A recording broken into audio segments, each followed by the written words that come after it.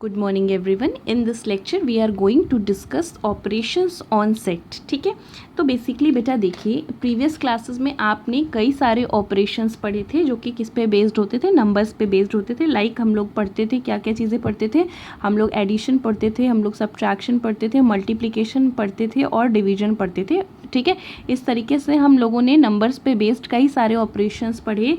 और आप बेसिकली क्या करते थे, कोई भी ऑपरेशन लेते थे और किसी दो नंबर्स पे, अगर टू नंबर्स पे आप या मोर देन टू नंबर्स पे उसे अप्लाई करते थे, ठीक है, तो डेफिनेटली अप्लाई करने के बाद आपको क्या मिलता था, एक न्यू नंबर मिलता था। चाहे आप एडिशन की बात कर लीजिए, चाहे आप मल्टीप्लिकेशन की बात कर लीजिए, चाहे आप सब्ट्रैक्शन की बात कर लीजिए, चाहे आप डिवीजन की बात कर लीजिए।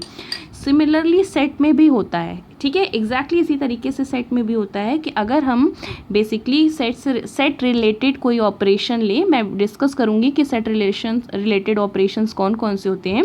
Similarly if we take set related operations and apply on two sets, then definitely we will get a new set exactly in the same way that we have discussed in the previous class on the numbers। ठीक है, उसी तरीके से first operation आपका आता है union of sets. ठीक है, यूनियन ऑफ सेट्स में बेसिकली हम क्या करते हैं, टू सेट्स लेते हैं या मोर देन टू सेट्स लेंगे और यूनियन ऑपरेशन अप्लाई करेंगे, और यूनियन ऑपरेशन अप्लाई करने के बाद हमें एक न्यू सेट मिलेगा जिस तरीके से प्रीवियस क्लासेस में मिलती थी। तो let's come to the new operations on the set which is union of sets. तो for this let capital A and capital B be two sets. आपने कैपिटल ए और कैपिटल बी दो set consider कर लिए, बिल्कुल कर लिए। अब हम कहते हैं then the union of set A and set B, ठीक, union of set A and set B is the set of all those elements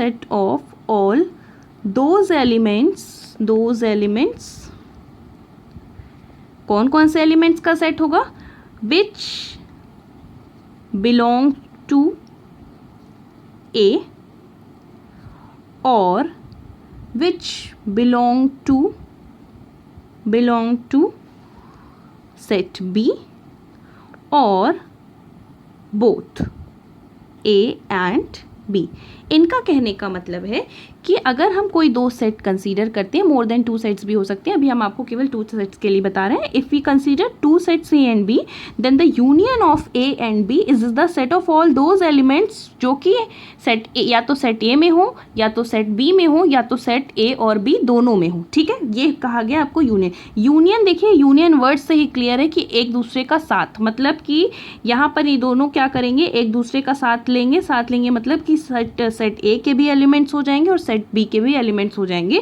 it is represented bye, ठीक है, ए यूनियन बी को हम इस तरीके से रिप्रेजेंट करते हैं, ए यूनियन बी। ठीक है, it is represented by A union B. अब मैथमेटिकली हम देखते हैं क्या क्या चीज़ें होती हैं।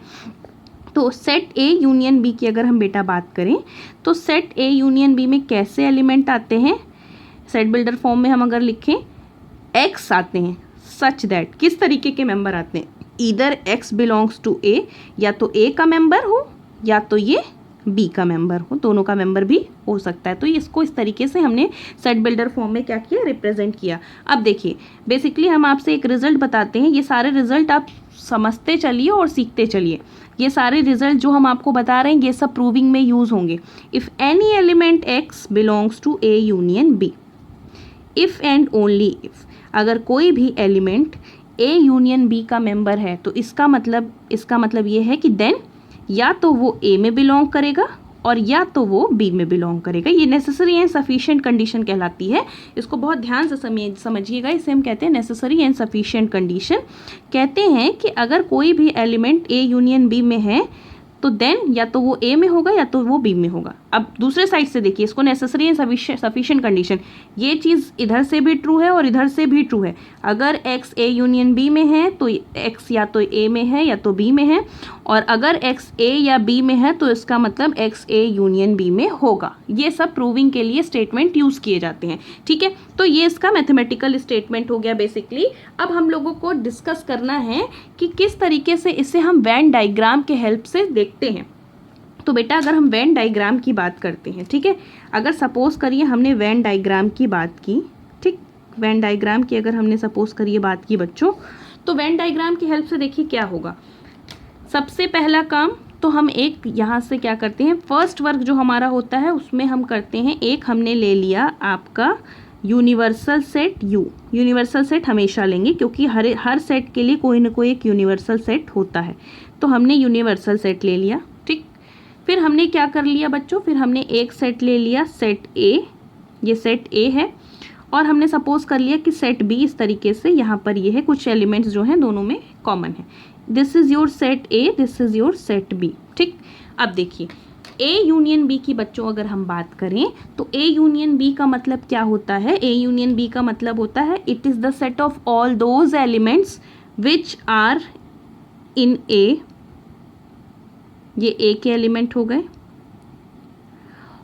और इन बी, ये बी या बी तो बी के एलिमेंट हो गए, ठीक है,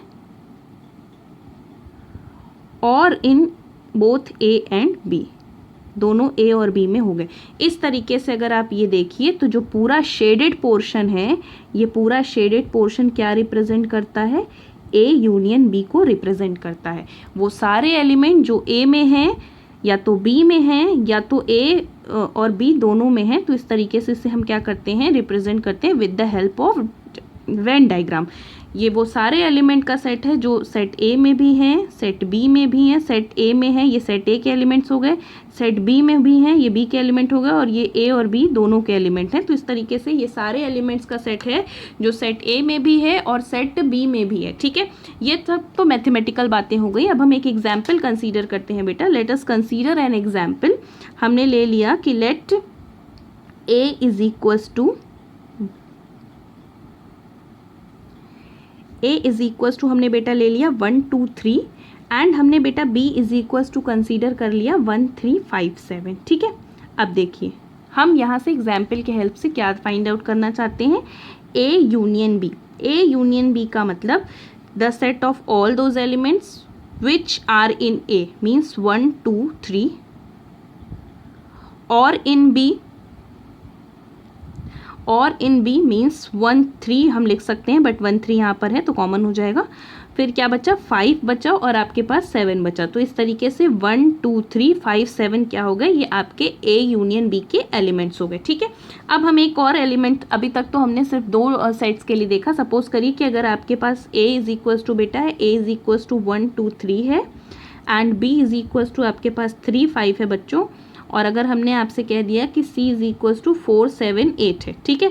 आपसे क्या कहा जा रहा है, find A union b union c।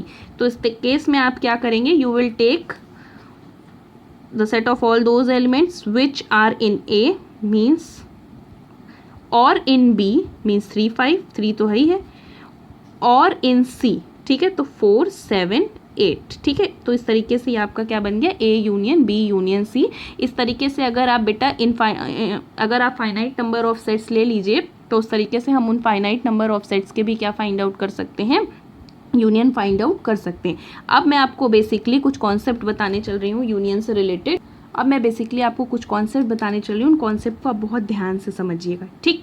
अब देखिए जैसे मैंने अभी लास्ट एग्जाम्पल बेटा लिया था, लास्ट एग्जाम्पल में आपके पास क्या था, a इज इक्वल्स टू 1 2 3 था, ठीक है, और b इज इक्वल्स टू आपके पास क्या था, 1 3 5 7 था, और वहाँ से हमने a union b find out किया था। तो हमें क्या मिला था, a यूनियन b 1 2 3 5 7 आपको मिला था, ठीक। इस एग्जाम्पल के हेल्प से अगर आप देखिए बेटा, तो आपके जो भी गिवन सेट होते हैं वो उसके यूनियन में क्या होते हैं, प्रॉपरली कंटेन होते हैं। इनका मतलब ये है कि वी कैन से दैट कि सेट ए जो है it is contained in set B, set A जो है सेट ए में कंटेन होता है, एंड जो सेट बी होता है वो भी सेट ए में क्या होता है, कंटेन होता है। यहाँ से अगर आप देखिए तो set A is subset of A union B ना, देख लीजिए 1 2 3 यहाँ पर है। सबसेट होने के लिए क्या कंडीशन होनी चाहिए, सबसेट होने के लिए बेसिकली कौन सी कंडीशन होनी चाहिए कि all the elements of set A is the element of set this one. तो यहाँ से हमें अगर देखिए तो हमें क्या शो करना है, हमें ये शो करना है कि all the elements of set A should be the element of set A union B. तो in this example you can see that कि all the elements of set A is the element of A union B. तो we can write these two remarks from here. ठीक है, अगर आप Venn diagram के help से भी देखना चाहें तो वेन डायग्राम के हेल्प से भी बच्चों देख सकते हैं। सपोज करिए ये क्या है, ए है, ये आपका बी है। ठीक है, और अगर हम आपसे कहें तो पूरा जो शेडेड पोर्शन है, शेडेड पोर्शन आपका क्या हो गया, पूरा शेडेड पोर्शन आपका ए यूनियन बी हो गया, और ये पूरा पोर्शन आपका क्या था, ये पूरा पोर्शन आपका ए है। तो in this case you can see that कि ये पूरे में जो है, ये जो ब्लैक वाला पोर्शन है, ब्लैक वाले पोर्शन में ही रेड वाला पोर्शन पूरा कंटेन्ड है। इसका मतलब हम कह सकते हैं कि set A is subset of A union B and set B is also subset of A union B. ठीक है, इसके बाद रिमार्क नंबर 2, ध्यान से समझिएगा, सारी चीज़ें आपके लिए बहुत इंपॉर्टेंट हैं, थोड़ी सी भी लापरवाही आपके लिए अच्छी नहीं होगी। नेक्स्ट एग्जाम्पल अगर आप देखिए तो देखिए, हम ये कहते हैं कि सपोज दैट हमने कहा कि if A is subset of B, मतलब हमने कह दिया कि A is properly contained in B। ठीक, तब ध्यान से सुनिएगा, तब A यूनियन B की अगर हम बेटा बात करें, इन दिस केस अगर हम आपसे कहें A यूनियन B तो क्या मिलेगा। ठीक, हम इसको वेन डायग्राम के हेल्प से देखते हैं। ठीक, ये देखिए वेन डायग्राम के हेल्प से हमने लिया, सबसे पहला काम हमने यूनिवर्सल सेट लिया, हमने कहा कि A जो है B में प्रॉपरली कंटेन्ड है, तो ये B है, A इसमें पूरी तरीके से क्या है, कंटेन्ड है। अब अगर आपको यहाँ से A union B find out करना पड़े तो आप क्या, ये बड़ा वाला जो सेट है वो B है, जो छोटा वाला सेट है वो A है। ठीक है, मैं आपसे कहूँ कि अगर आप फाइंड आउट करिए A यूनियन B, तो in this case the set of all those elements which belongs to A, ठीक, and the set of all those elements which belongs to B, तो ये B की बात हो गई। तो इस तरीके से अगर आप देखिए तो A यूनियन B इस केस में आपको क्या मिला, in this case you can see that कि A union B is equals to आपको पूरा का पूरा B मिल गया। ठीक, ये हो गया आपका फर्स्ट वन A पार्ट। अब B पार्ट पे अगर आप आइए, हमने कह दिया कि if B is properly contained in A।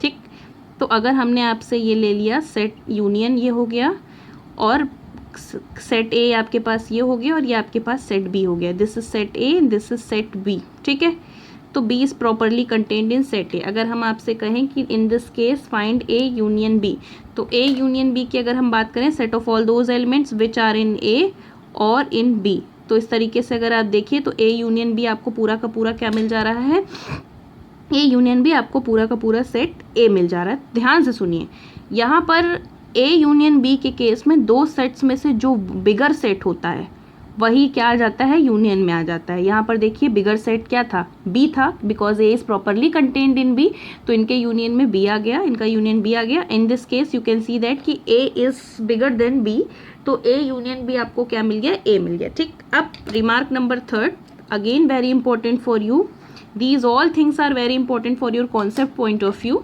So please take care of it. अब देखिए क्या बोला गया कि हम आपसे कहते हैं कि if any element does not belongs to A union B, कहते हैं कि अगर कोई एलिमेंट A यूनियन B में नहीं है तो इसका मतलब क्या हो गया, यहाँ से इसका मतलब ये हो गया कि वो एलिमेंट ना तो A में है और ना ही B में है। ठीक, ये ध्यान समझिएगा, कहते हैं कि अगर सपोज करिए कि कोई एलिमेंट जो है A यूनियन B में नहीं है, तो उसका मतलब वो एलिमेंट ना तो A में है ना तो B में है। ठीक, अब इसका सेकंड पॉइंट ऑफ व्यू कि अगर कोई एलिमेंट A में नहीं है और B में भी प्रेजेंट नहीं है, तो इसका मतलब ये हो गया कि वो कभी भी A यूनियन B में प्रेजेंट नहीं होगा। तो ये सारी चीज़ें समझने की कोशिश करिए, ये सब टेक्निकल बातें हैं, रीजनिंग वाली चीज़ें हैं, थोड़ा सा सोचिए, थोड़ा सा समझिए, हर चीज़ का एग्जाम्पल लेकर के चेक करिए। ठीक है, थैंक यू।